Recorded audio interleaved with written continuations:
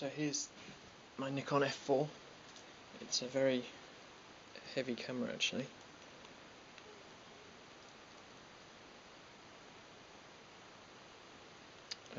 So it's turned on with the single shot advance, and we're going to turn it to a manual film speed because it doesn't have a film in there, so it won't shoot because it's got auto DX coding. To open the back, you would push this while pulling up the thing, and you can see the shutter is in perfect condition and there's not been much film through the camera, and the pressure plate is completely unlocked. So we're on manual and we're on 1/250th, and it's a very nice sound. So going down through the speeds.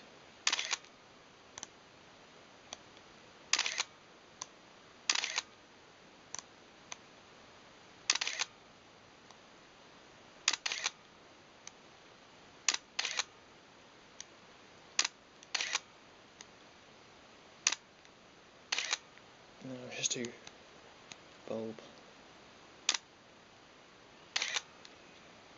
And X just locks it, so that if you're using flash, you just get it locked at 1/250th. The X is actually the only part of the camera that's been marked, and it's a little bit flaked off. Then you push this button to unlock the shutter speed dial, and then go to 1/8000th.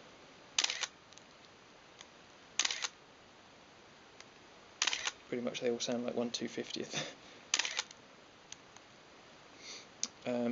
The exposure compensation dial has a very, very small nick in the corner of that release lever. So you push the release lever and then you can put on some exposure compensation. This is the exposure mode, so it's aperture priority, shutter priority, program, and program high speed.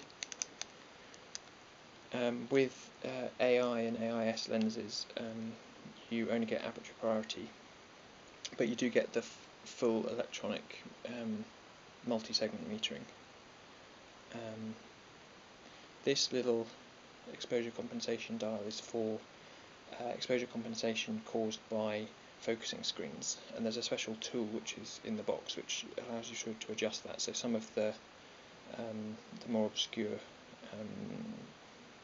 screens you can buy can give you different exposure readings, so you compensate with that. This is the illuminator to illuminate the LCDs inside the viewfinder. So the outside of the camera is a very old-fashioned looking control system based on dials, and then through the viewfinder you get a much more modern LCD based viewfinder. It has an inbuilt shutter curtain so that you can close it on a tripod so that you don't get the light coming in if your eye is not to the viewfinder. To rewind the film, you press down that button, pull that lever, that uncouples the wind on, and then you activate the wind on by pressing that button and pulling that lever down, but it's not going to do anything without a film in it. I'll just reset that button by pulling it back. This is the multiple exposure lever, so when you pull that out it disables the wind on, so you're just going to be exposing the same piece of film. Depth of field preview is on this button, and to lock up the mirror you press that and then rotate that lever, and that then locks up the mirror. So the mirror is completely clean. So that's the depth of field, which activates that lever there, which is, and then that flips up the mirror. You can see the other side of the shutter curtain is also fine. This is the autofocus lock, which you can either have just being autofocus lock or being autofocus and auto exposure lock, and this is an auto exposure only lock.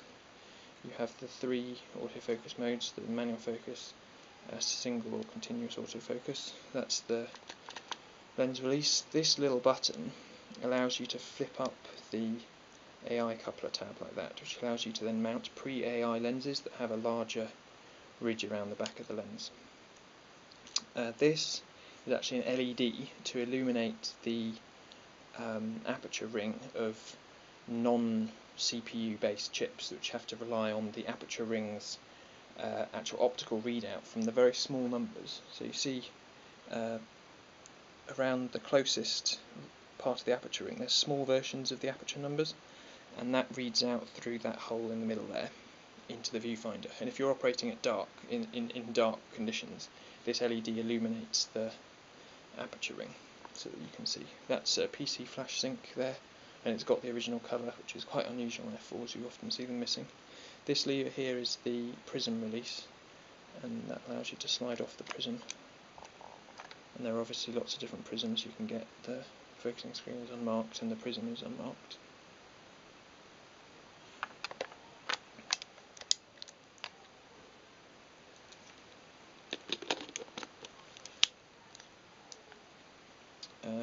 Yeah, it's a very clean example. There are a few little scuffs, so on this corner here there's a little bit of paint missing on the metal of the battery cover.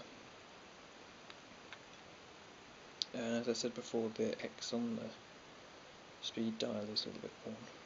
But other than that, it's in very nice condition. I bought it in the year 2000 from Ford's in Scotland. Yeah, and I've been really pleased with it, and up until I bought a D200 it was my main camera, and I'm going to miss it a lot when I have to let it go. Thanks for watching.